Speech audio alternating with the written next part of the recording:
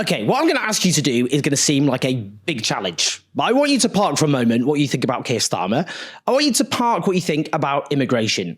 All right, I'm asking quite a lot here. These are tough asks.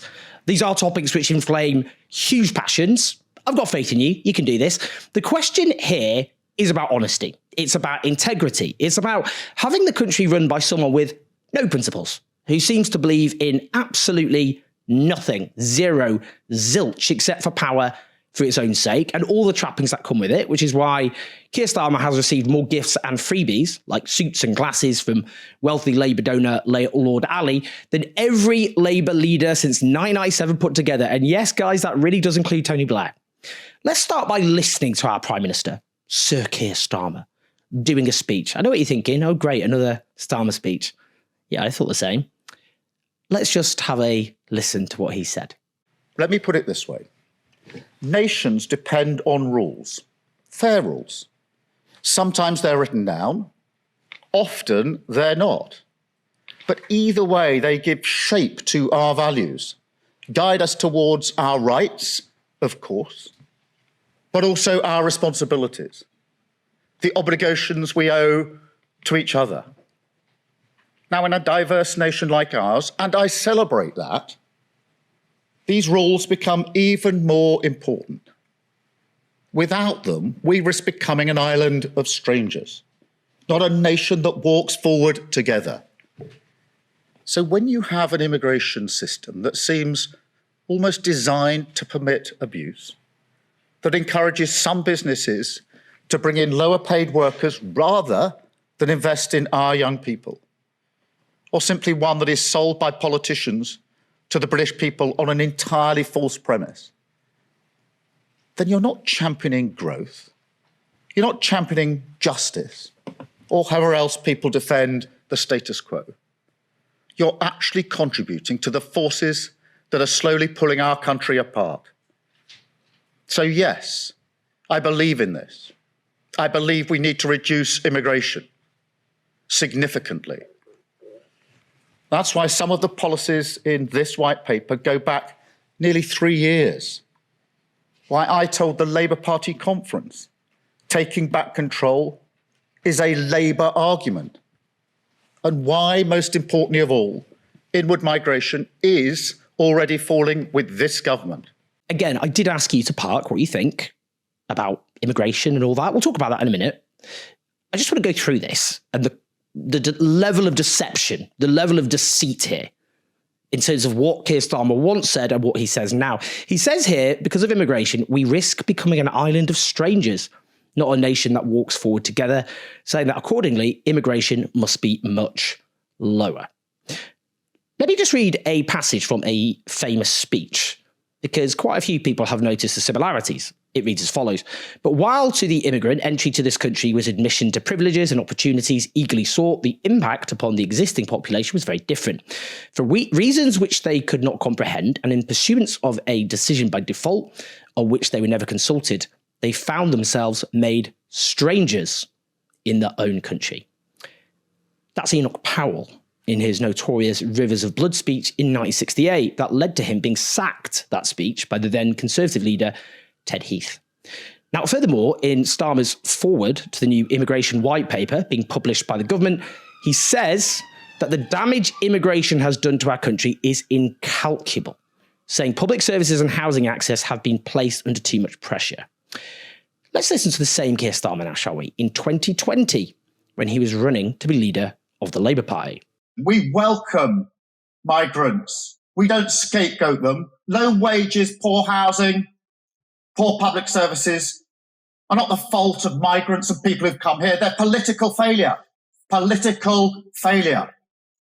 So we have to make the case for the benefits. So back then, he was passionately saying we don't scapegoat migrants, that low wages, poor housing, poor public services are not the fault of migrants and people who've come here. They're political failure, he said. So we have to make the case, he said, for the benefits of migration. Oh, there's more. Whoo, boy, don't you worry about that. There's more, all right? Here he is also during that leadership contest. I think Conservatives have created this hostile environment, whether it's Windrush, whether it's the general response to immigration, or whether it's just the way the Home Office make their decisions. It's based on this idea that somebody's trying to cheat rather than actually based on an open, welcoming environment. I think we should welcome people wherever they come from, thank them for their contribution, and see them as part of our families, our communities, and our society, and embrace that. I mean, London is an amazingly diverse and fantastic place for it, and the whole of the United Kingdom is better because of immigration. And I think, if I'm honest, the Labour Party has been a bit scared of making the positive case for immigration for quite a number of years. And I think we need to turn that round and broaden it out and make sure that people feel absolutely welcome here. So there he says, I think Conservatives have created a hostile environment, this hostile environment, he says, referring to immigration, denouncing the promotion of the idea that immigration is based on people trying to cheat rather than actually based on an open, welcoming environment. He says, I think we should welcome people wherever they come from, thank them for their contribution, and see them as part of our families, our communities, and our society, and embrace that. Not only does he say Britain is better off because of immigration, he even assailed Labour for being, as he put it, a bit scared of making the positive case for immigration for quite a number of years, and how that must change. He said that must change. So back then he was actually suggesting that Jeremy Corbyn, his predecessor, had not been pro-immigration enough. Let's just speak directly here. This is the most brazenly dishonest Prime Minister, the most brazenly dishonest frontline politician in British democratic history. Yeah, I honestly believe that. Someone immediately go, oh, what about Boris Johnson? There's no question Boris Johnson was pathologically dishonest. I wrote about that over and over again when he was our Prime Minister. But the reason Starmer is more dishonest, more fundamentally dishonest, is that Johnson did not run as one thing to become Tory leader and then do something completely different. The equivalent would have been if Johnson had run to be Tory leader on the hard Brexit platform, which was obviously at the core of what he was talking about, and then ended up, I don't know, joining the customs union single market. That would have been comparable.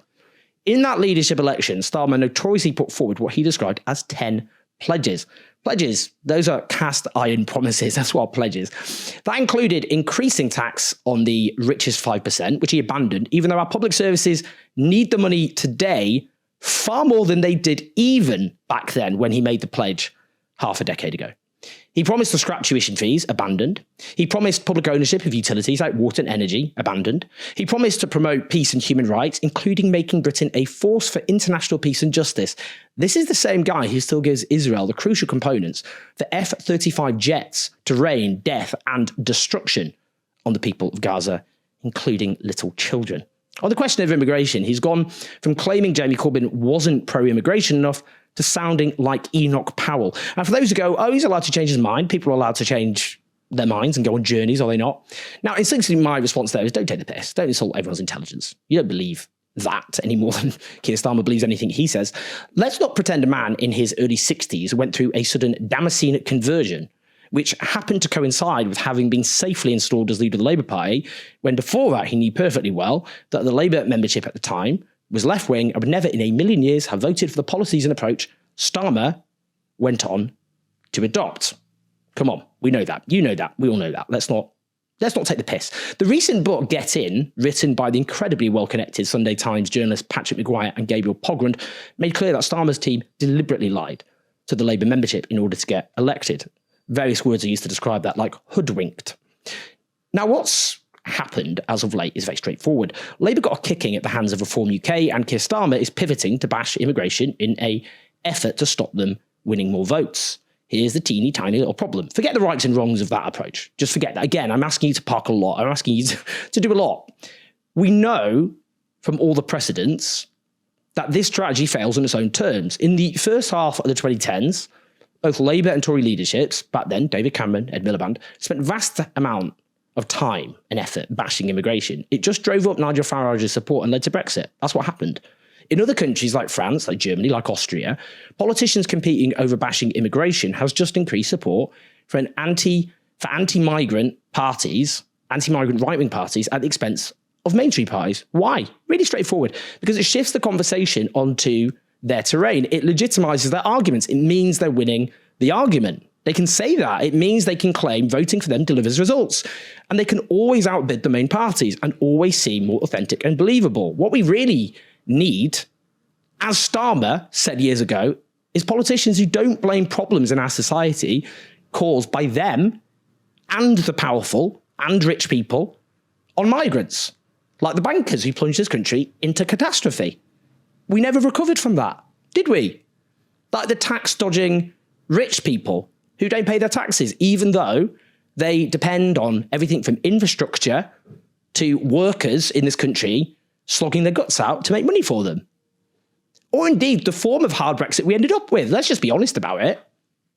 I mean, it is quite striking, isn't it, how Keir Starmer wrapped himself in the kind of EU flag. He was arch Remainer, Mr. Remainer, wasn't he? Helping actually to push Labour into a direction which was not good for them electorally, let's be honest. He pushed that in 2019, going on about how pro-Remain and all the rest of it he was, which obviously included free movement, in order to win over the Labour membership. And I have to say, those Liberals who went along with this, are you not embarrassed? Are you not embarrassed by this? It's pretty humiliating, isn't it? That because a lot of you still are supporting this guy. It was all vibes for you. It was never substance. It was all vibes. He seemed to be one of yours. Liberal lawyer. Well, look what he's doing.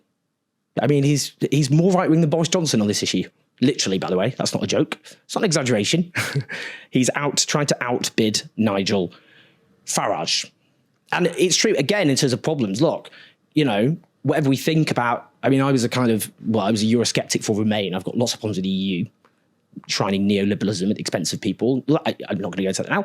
But, I mean, what happened is we ended up with a form of Brexit, and we ended up voting for Brexit overwhelmingly because of the issue of immigration. We ended up with a form of hard Brexit, which has clearly damaged the economy and living standards and public services.